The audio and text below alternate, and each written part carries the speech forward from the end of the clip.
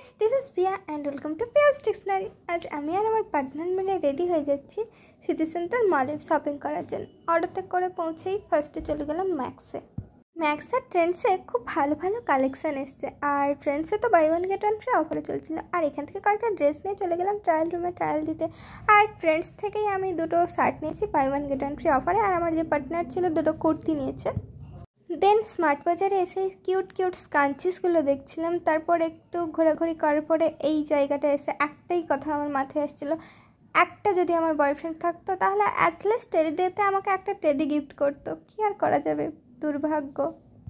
দেন বাইরে বেরিয়ে স্ট্রিট মোমো আর ফুচকা খেয়ে এই পার্কটায় গেছিলাম।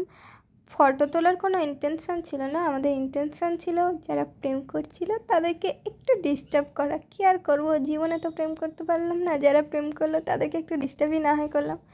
তারপর রাতের হলদিয়া দেখতে দেখতে বাড়ি চলে এলাম। বাই।